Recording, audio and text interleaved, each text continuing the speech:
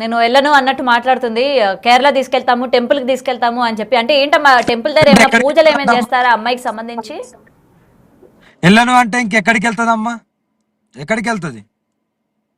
అమ్మాయికి బంగారు లాంటి జీవితం ఉంది, చేతులారా నాశనం చేసుకుంటుంది ఆ చీడ పురుగును నమ్మి.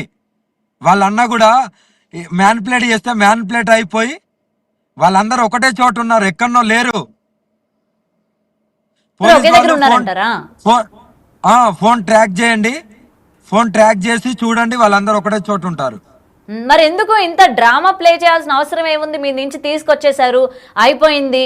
ఇంకా కుటుంబానికి అప్పచెప్పేస్తే వాళ్ళ పేరెంట్స్ కూడా అమ్మాయికి మంచి సంబంధం చూస్తాము, మంచిగా చదివిస్తామని చెప్తున్నప్పుడు మధ్యలో ఈ డ్రామా ప్లే చేయాల్సిన అవసరం ఏముంది? వాళ్ళ అమ్మే వాళ్ళ నాన్నే అంటున్నారు, మా సొంతూరికి వెళ్ళిపోతాము, ఇక్కడొద్దు, విష్ణు మంచోడు కాదు అని వాళ్ళ అమ్మ నాన్ననే చెప్తున్నారు. మరి ఇంత నిందలేసినప్పుడు ఏది ఆశించని వాడు వాళ్ళ అమ్మ నాన్నకి అప్పచెప్పి మీ ఇంట్లో మీరు వెళ్ళిపోండి, ఇక్కడికి వెళ్ళి నా ఇంట్లోకి వెళ్ళిపోండి అని అనొచ్చు కదా. ఎందుకు అనలేకపోతుండు?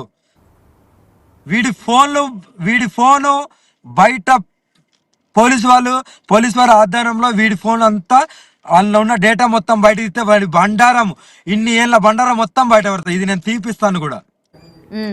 నా దగ్గరికి అన్ని వచ్చినాయి. హర్ష మాట్లాడే తీరు పైన కూడా చాలా అనుమానాలు ఉన్నాయమ్మా నాకు కూడా. ఎందుకంటే సొంత చెల్లి అటు తల్లిదండ్రులు ఇద్దరు కూడా బాధపడుతుంటే వాళ్ళతో మాట్లాడడం కానీ, ఓకే మీడియాకి తను సమాధానం చెప్పుకోకపోయినా పేరెంట్స్ ఇంత బయటకు వచ్చి అమ్మాయి ఎక్కడుందో మాకు తెలియదు అన్నప్పుడు హర్ష అయినా మాట్లాడాలి కదా. వాళ్ళ తన మాటలు కూడా చాలా అనుమానంగా ఉన్నాయి. అవును,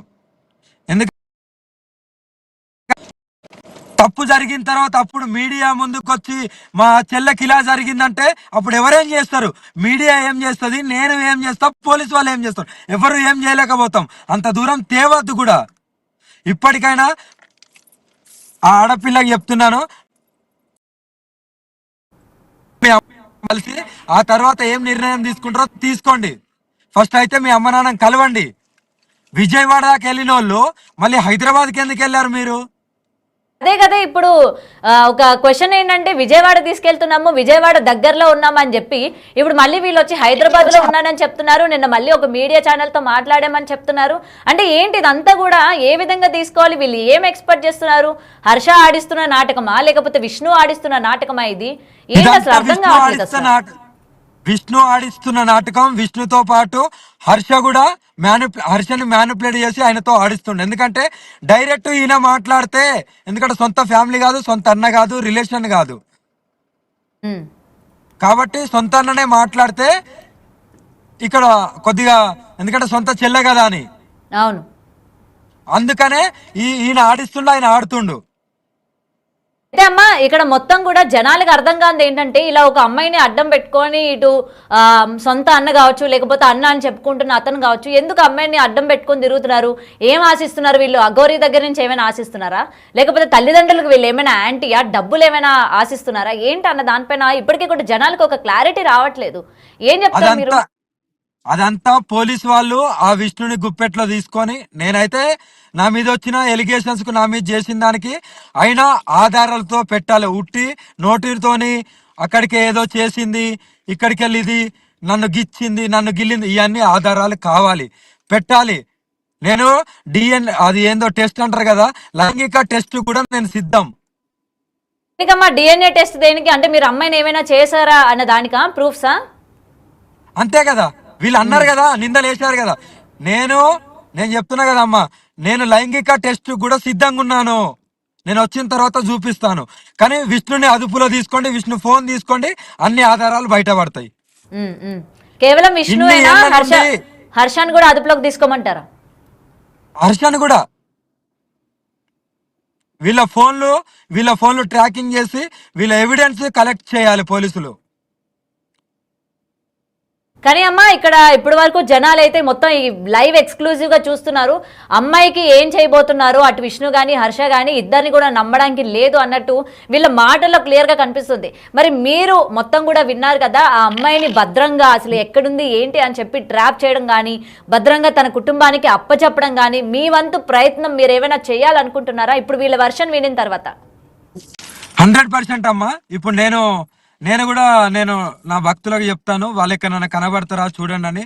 నేను పోలీస్ వాళ్ళకు కూడా నేను ఇక్కడ ఉన్నారో మీరన్నా అదుపులో తీసుకొని వాళ్ళ ఇంటికి పంపించే ప్రయత్నం చేయండి. ఎందుకంటే ఆడపిల్లని కాపాడుకున్న వాళ్ళం అవుతామని నేను కూడా పోలీస్ వాళ్ళకి కాల్ చేస్తాను. ఫోన్ కూడా నేను పోలీస్ వాళ్ళకి చెప్పి ట్రాపింగ్ చేపిస్తాను. కంపల్సరీ నా వంతుగా వాళ్ళ కుటుంబానికి ఏ కష్టం వచ్చినా నేనైతే ఆదుకుంటాను తల్లి. ఎందుకంటే ఆ ఆడబిడ్డ చెప్పిన ఆ మాటలు ఎప్పుడు ఇగో నా కళ్ళల్లో నీళ్లు తిరుగుతూనే ఉంటాయి. అంత అనుభవించింది వాడి నుండి.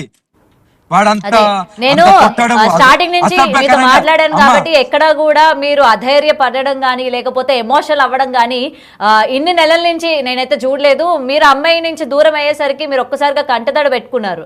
అంటే మీరు ఎమోషనల్ గా అంత కనెక్ట్ అయ్యారా అమ్మా మీరు వర్షినికి? అమ్మా నేను ఇన్ని ఏళ్లలో నా పక్కన సీట్లో ఎవరు కూర్చోలేదు తల్లి. ఫస్ట్ టైం ఒక ఆడపిల్ల నన్ను నమ్మి జర్నీ చేసింది. ఉమ్, ఓకేనా, నన్ను నమ్మి జర్నీ చేసింది. ఆమె కష్టాలు చెప్పుకుంది, నేను భరించలేకపోతున్నా ఈ టార్చర్ అని చెప్పుకుంది. కాబట్టే సరే రామ్మ, నువ్వు ఎన్ని సంవత్సరాలు ఉంటావో ఎన్ని నెలలు ఉంటావో నీ ఇష్టం, ఆనందంగా ఉండు, చదువుకుంటూనే ఆనందంగా నువ్వు చదువుకో అని బుక్స్ కూడా ఉన్నాయి కారులో. మీరు అమ్మాయిని తీసుకువెళ్ళి చదివిద్దాం అనుకున్నారా? తను ఏం చదువుకోవాలనుకుంటుందో అవన్నీ చదివిద్దాం అనుకున్నారా? 100% చదివియకపోతే నేనెందుకు ఫీజు కడతాను తల్లి? చదువు అదే అదే ముఖ్యం కదా. ఉమ్, ఇప్పుడు ₹1,00,000 ఫీజు ఎందుకు కడతాను చదివియకపోతే? ఇప్పుడు నేను ఒక మాట, రూపాయలు. మీరు అడిగిండు కరెక్ట్ అడిగినావు తల్లి, కరెక్ట్ అడిగినావు. ఒక్క 2 నిమిషాలు వినండి.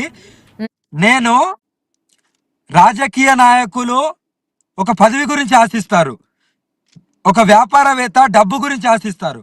ఉమ్, మరి నేను ప్రజలకు కానీ నన్ను దురుద్దేశంగా నా మీద ట్రోలింగ్ చేసిన వాళ్ళకో లేకుంటే నన్ను విమర్శించే వాళ్ళకు నేను ఇది ప్రశ్నే.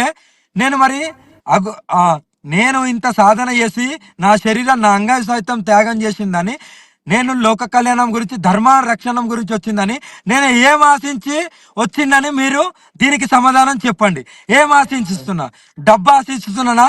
లేకుంటే మీరు అన్నారుగా స్త్రీల పట్ల వీళ్ళ వ్యవహరిస్తుందని, స్త్రీలని ఆశిస్తున్నారా?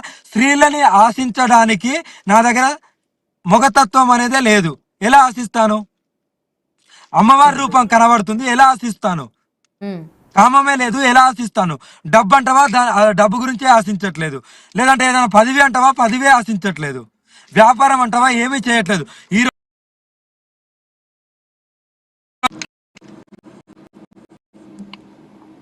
మరి ఏం ఆశించి నేను చేసింది అనుకుంటున్నారు? నేను సూటిగా ప్రశ్న అడుగుతున్నాను జనాలకు, ఇప్పటికైనా అర్థం కావాలి. ఉమ్.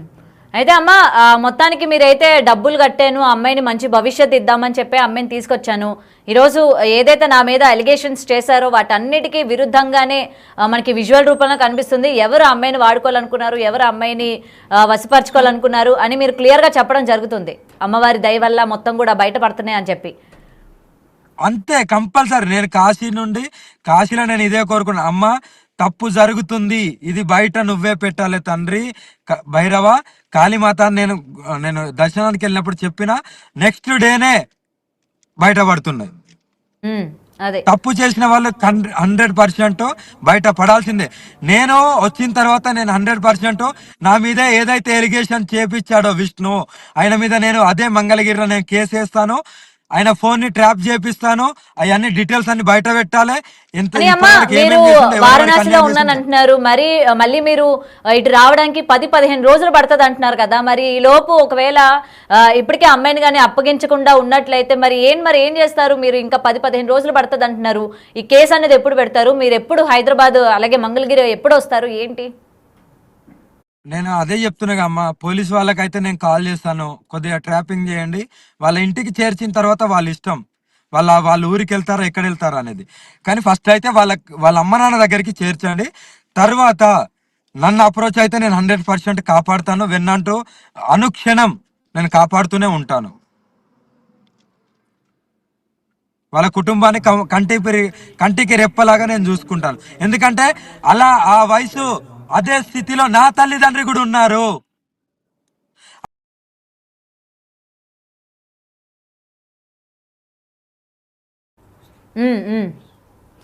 అయితే అఘోరి అమ్మ ఒకసారి ఫోన్ ఒకసారి చూసుకోండి అమ్మ, కొంచెం డిస్కనెక్ట్ అయినట్టుంది. రైట్. అయితే అఘోరి తన ఆవేదన వ్యక్తపరుస్తూ ఉన్నారు లైవ్ లోని. ప్రజెంట్ వర్షినికి ఏమైంది ఏంటి, తను ఇక్కడ మనకి